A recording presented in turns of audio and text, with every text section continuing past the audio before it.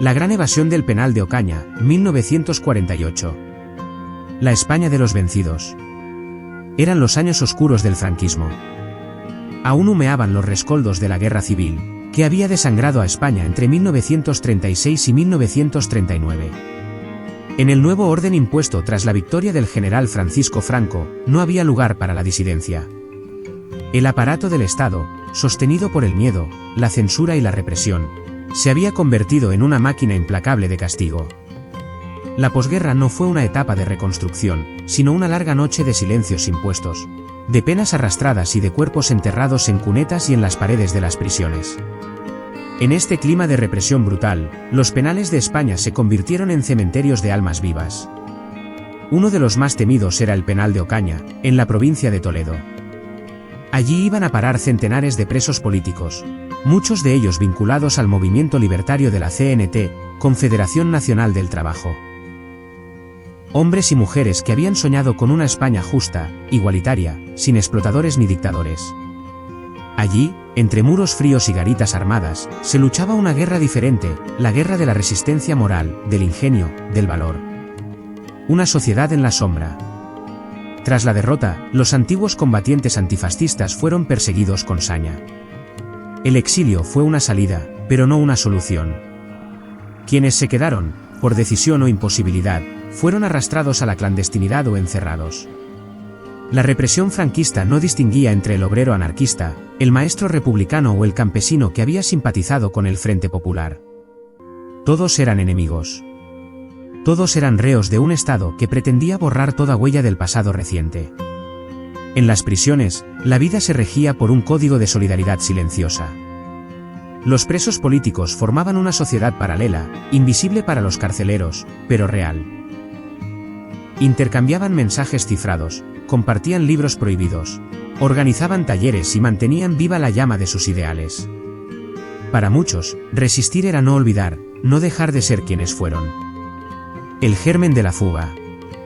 En 1947, una docena de presos políticos fue trasladada desde la cárcel de Alcalá de Henares a Ocaña. Entre ellos estaban José Yáñez García, Antonio Cerezo Toledano y Vicente Espín Tamarit. Todos tenían una historia marcada por la lucha y el castigo, por la militancia y la tortura. En Ocaña, lejos de rendirse, comenzaron a planear lo impensable, una fuga. Era un proyecto suicida. El penal era una fortaleza, vigilada día y noche, con guardias armados, muros dobles y una organización meticulosa. Pero también era un lugar donde los lazos entre presos podían ser más fuertes que el acero. En un rincón de la séptima galería, bajo una escalera, comenzaron a cavar un túnel. Paladas de libertad. Usaron herramientas improvisadas, cucharas, tubos de plomo, incluso una ganzúa hecha con miga de pan endurecida. Cavaron durante 102 noches, turnándose en secreto, acallando el sonido del trabajo con trapos mojados y mantas. Cada palada era un acto de fe, una victoria sobre la desesperanza. Aquel túnel de 13 metros, con apenas medio metro de ancho, no solo era una obra de ingeniería desesperada, sino un acto simbólico, el pasaje entre el encierro y la libertad. Fueron noches de tierra, sudor y miedo. Cualquier ruido podía significar el final. Cualquier delación, la muerte. La noche de los valientes.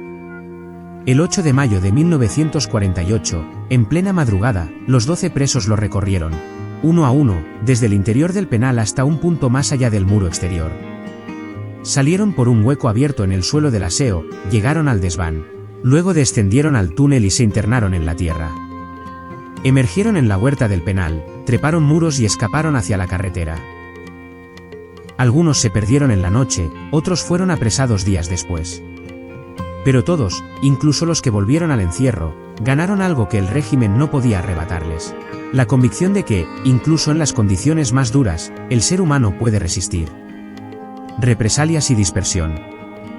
La reacción de las autoridades fue inmediata y brutal. La policía activó sus redes, se infiltró entre los contactos de los evadidos y comenzó una caza sin tregua. Algunos fueron capturados en controles. Otros, traicionados. Entre el 15 y el 20 de mayo, la mayoría había sido detenida de nuevo. Sufrieron aislamientos, palizas, nuevas condenas. Los juicios llegaron en 1950. Los evadidos recibieron penas adicionales, fueron dispersados por distintas cárceles, y sus nombres quedaron marcados en los archivos como elementos de alta peligrosidad. Sin embargo, la historia ya estaba escrita. Habían cruzado una línea invisible que los convertía en símbolos. El eco de la fuga. Esa fuga no fue solo una anécdota. Fue un gesto de dignidad, una prueba de que la lucha por la libertad no había terminado con la guerra. Fue también una llamada a la memoria, una de esas historias que se niegan a ser enterradas, que exigen ser contadas una y otra vez, mientras haya quien escuche. A décadas de distancia, la evasión del penal de Ocaña no solo sobrevive como un episodio valiente de rebeldía carcelaria. Es un retrato del alma de un pueblo que, derrotado en el campo de batalla, siguió resistiendo en las celdas, en los túneles, en el recuerdo. Los 12 rostros del coraje. Los nombres de los 12 fugados del penal de Ocaña merecen ser escritos con letras de dignidad y memoria. José Yáñez García.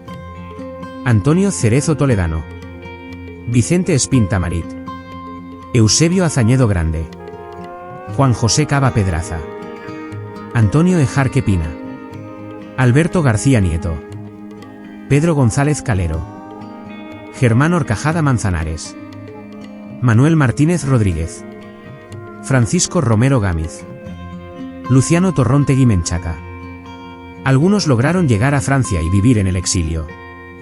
Otros fueron apresados, maltratados, y devueltos a las entrañas del sistema penitenciario franquista. Pero todos resistieron. Todos dejaron una huella imborrable. A ellos les debemos más que un recuerdo. Les debemos el ejemplo, la voluntad inquebrantable, la lección de que incluso en la noche más larga, hay quienes se atreven a excavar un camino hacia la libertad. A esos 12 hombres, gracias. Porque mientras existan historias como la suya, el olvido no tendrá la última palabra.